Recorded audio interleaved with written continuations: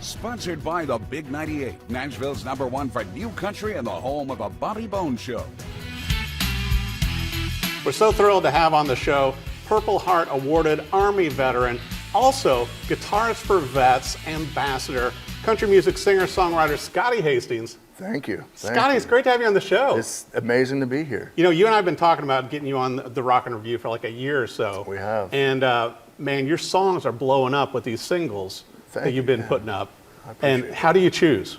What a song. What a video. It was the hardest song I ever had to write. It really was.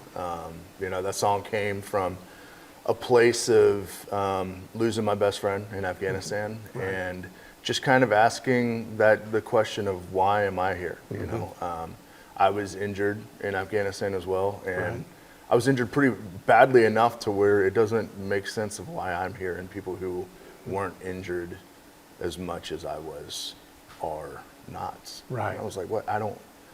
It was something I've dealt with ever since I got shot in Afghanistan, and it was time to write the song about it. Right. And it was just, I met with my good friends at Creative Vets, and they were like, hey, let's write a song that means something. And I was like, well, I don't know if you're ready, but I don't know if I'm ready, but we're gonna do it. And we just kind of deep dove into it, and How Do You Choose came from it. And it's like I said, it's the hardest song I ever had to write. But I think also with you, I mean, shot 10 times in Afghanistan, it's like, you know, and with injuries you sustained, even with nerve damage to your hand and everything, but it's like, but you were able to share this message. And when you and I were talking before we came in studio, you know, about the big event last year with Guitars for Vets. And man, the veterans look up to you, you know, in sharing the message and what you've accomplished and what you're accomplishing with music. You know, that these stories need to be told. And just like with, you know, I'm America, you know, your new song came out beginning of February.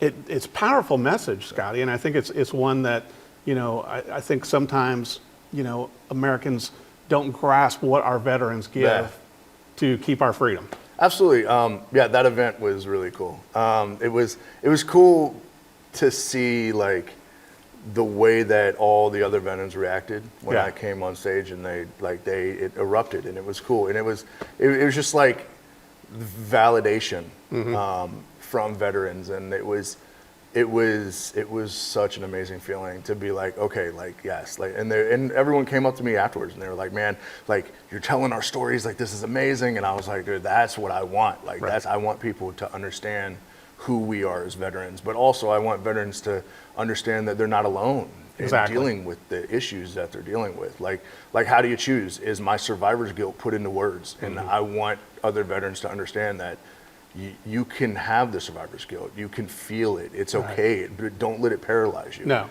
Let it, you know, let it drive you to move forward and to be the best you possibly can.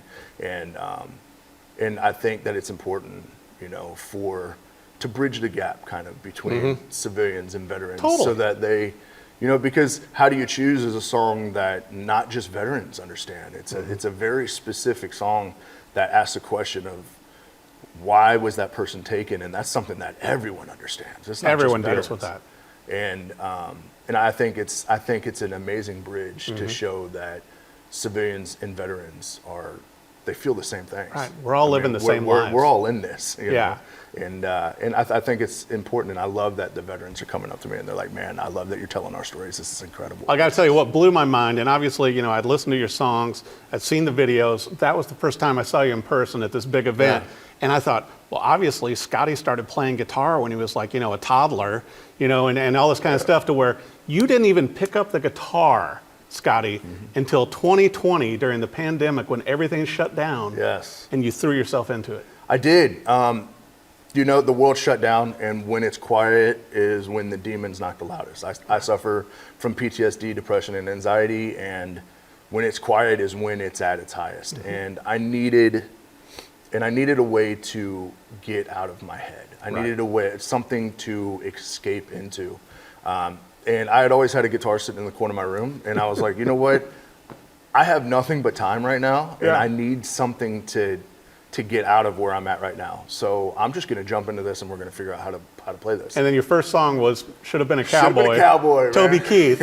And then you're at an open mic night in Clarksville, Yes. and it kind of went over. It was open mic night in Cookeville. Oh, Cookeville. Thank you. Yes, Thank yes. you. Open mic night in Cookeville, and I had learned Should Have Been a Cowboy. I had learned, at this point, I had learned a couple songs, but Should Have Been a Cowboy was the one that I was like, this is the song that I know better than any, because it's like 3 chords. It's super easy to play. But it's an amazing song to sing. I love singing that song. And so yeah, I got up there and I sang the song, and I was hooked. Like that escape and that I was looking for, that I had found in archery starting off with, and that I had found in singing or learning how to play and then learning how to write. That escape was magnified 100 times, and I was like, this is what I need to do forever. Yeah. And in that moment, I was like, I'm going to do everything that I possibly can to make sure that I'm on stages more. And You know, I was kidding you too before we came in studio, Scotty, to where it's like everybody jokes about this being a 10-year town. This is year 4 for you. It is. Seems like it's going pretty well. I am beyond blessed. I don't even know how. Well, I mean, you know, not everybody, you know, gets to, share stages with Dave Grohl, Tanya Tucker, and Jelly Roll. Yeah, that was incredible. Come on. I don't know.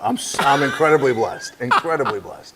I don't know if there's any, I have, not only am I incredibly blessed, but I have amazing people that support me and want to be a part of what we're doing. Right. And the thank you could never be enough to the people that support me. And it's been an incredible ride. You signed a record deal last year. I did, at the end of last year. Yeah. And I mean, Black River Entertainment, who I signed with, they are amazing people. They truly brought me into the family, and it's an amazing place to be, amazing people, and they support everything that I do 100%. It seems like they get you. Even some of the weird stuff, they still get me, absolutely. We're musicians. There's going to be some of that. I'll tell you what else surprised me too, and obviously, you've gotten a lot of great write-ups and a lot of buzz, interviews, everything else, but you were also featured in AARP, and not that either of us is old enough to be featured in there. I was, yeah. But, maybe they wanted to young up the magazine.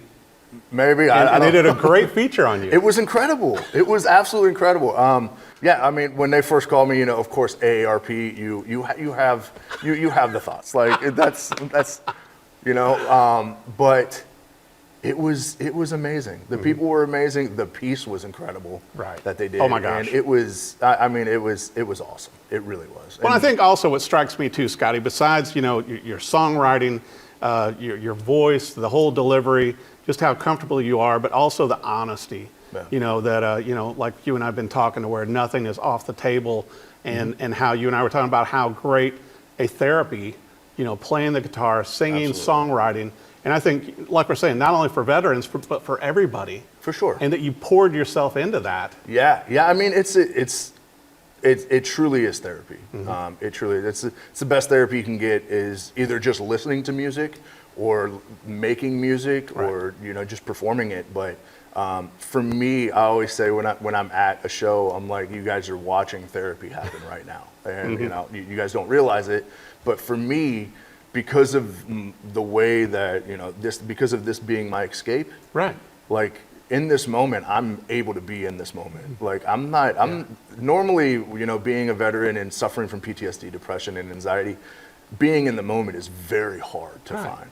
But being on stage, I'm able to do it. And people don't understand how much it's helping me when they're out there listening. But also, I got to bring this up too. We were talking before we came in studio, Scotty, to where, obviously you and I love going to see other people perform live music also. And so when you go see one of your buddies like Lee Bryce, and you're saying, okay, I could use that in my show, or I could use that in my show. Absolutely. You were picking up stuff from Dave Grohl. Yes, absolutely. I mean, it's, I think to be a really successful musician, it's important to be a fan of music. Right. I love going and watching live shows. Yeah. But now, with this being a career, now I want to focus more on watching, the singer, or watching, Lee Bryce or Dave Grohl, watching how they do stuff.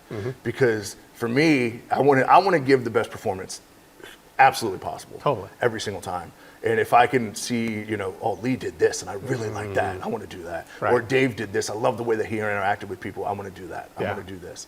And I think that part is just as much important as, all the prep that goes into, the learning your songs and stuff like that. I think just as much as important as just watching, the people who came before you that are incredibly successful. I mean, Dave Grohl is one of the best to ever do it. Oh my gosh, no question. And to be able to have the opportunity to just sit there and watch how he does stuff as a musician, a professional who wants to be in that field. Right. You can't ask for something. I'm kind of a fan of the Gibson guitar you've been using out too. That J45 is that's not a bad one. Man, yeah. So, and I know you're like me. You've got a few other guitars. I do, but that is my pride and joy. It's a J45.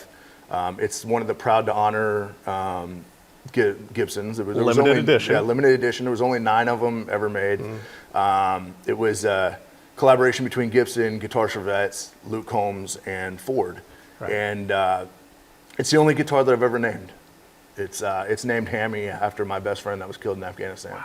And I played the heck out of that guitar. And they just sound better the more you do. Oh man, it's starting to get the Willie Nelson little hole down by the sound hole. You're getting the trigger thing going. Absolutely, I'm getting the trigger hole started. Man, it's such a great guitar. Well, I wanted to bring up too, we were talking about, with your picks and everything, you're using a special guitar pick too. I am. So I work with a company called Strum and Comfort. Yeah. I actually have my own pick with them, Scotty Hasting pick, but it's literally I have to Velcro a pick onto my thumb, and it's the only way that I can hold it because of getting shot in the brachial plexus and the shoulder. I have nerve damage in my right hand. I can't straighten my fingers. I have limited movement in it. I can't hold anything. Trust me, I've tried and it's terrible. And I went through a time where there was like maybe 50 or 60 different picks that I tried. I tried like the normal, like just slip it on, like the little banjo picks or whatever they are. Yeah. I was actually playing a show with one once and it flew off and hit someone in the back of the head. And I was like, I don't need to do this anymore. And so then I was lucky enough to find Strum and Comfort. They're out of California. The guy, Greg, he's an incredible person. And I was like, man, I don't know if this is going to work, but I reached out to him and I was like, I want to try this. Yeah. Let's give it a shot. And he's like, man, I never even thought about like there being like an adaptive way of doing this. But how brilliant, because so many people, that do have hand issues, and you even look like Django Reinhardt, they could only use, 2 fingers. Absolutely. I mean, just a workaround so that you can play. It's incredible. And it's really cool because I'll have people reach out to me on like, on my social medias or stuff like that. Yeah. And they're like, hey, I just had a stroke and I can't use my right hand, but I can't hold anything. But do you think the pick would work? And I'm like, well, let me send you one and we can find out. That is so cool. I'll send them one. And there was a gentleman who had a stroke and he put it on and he plays the guitar now. And I'm like, dude, that is amazing. I mean, you're helping out people through that though. That's what it's all about, man. Yeah. I mean, at the end of the day, I've told everyone from the beginning, from Black River to everyone who's been a part of this, that I don't care about being famous. I don't care about money. I don't care about any of that. What I want to do is I want people to hear my music, and I want them to be like, okay, today I'm going to try and put down the gun. Right. I want people. I want my music and my story to give people hope. And to let them realize that it's okay to struggle, and that that we just need to move forward and keep going. And I think just trying to help people is the most important thing that we can do on this earth. I agree. And because at the end of the day, we're all in this together. Exactly. We really are. And that's all we have is each other. And I think that it's important to help in any way possible. And I think your music is. And I think you as the embodiment of that, Scotty, are accomplishing that. And speaking of which, you're going to have more songs coming out this year, and some of these big things we can't even talk about with other special guests that you'll be playing with. But you've got a big show coming up in April. I do, yes, with Operation Fob, with Chris Jansen and Parmalee. Come on. It's going to be amazing. Again, anytime that I can play for a veteran organization, I jump at it. Like I just want to remind you though, 2020, Cookville Open Mic. Yes. Parma Lee, Chris Jansen, Oh, it's wild. in April of 2024. It's I don't know what to say. It's amazing. It really is. I have been incredibly blessed to be able to do some incredible things, and this is just another one of the incredible things that I get to say. I think there's going to be more, a lot more. That would be incredible. Well, I want to make sure for our viewers, Scotty, with your website, with social media, obviously, with the new song out, I'm America, which is incredible, so powerful again, and I know with the video for that, more music coming out, everything else. Where do they go for website and all social media? Yeah, my website is scottyhasting.com, and social media is at Scotty Hasting Music, literally everywhere. I'll tell you what, though, having seen this man perform in person, go see Scotty Hasting play live, because I'm telling you what, I mean, the room, you are like a magnet. You Up on stage with your voice, singing from your heart, the songs, everything. I can't believe you haven't played guitar for 30 years, but it's okay. I'm going to get over it, Scotty. It's just powerful. Well, and so I think your songs and everything are so good. The videos are so good, but man, you bring it when you play live. Thank you. I appreciate that. So I'm going to come see you play live at the next show. That'd be incredible. Okay, Scotty Hasting, Absolutely. Check out the new music, add the songs to your playlist, go see him live, and follow him on all social media. Thank you so much. Thanks for coming on the show, Absolutely. buddy. Thank you.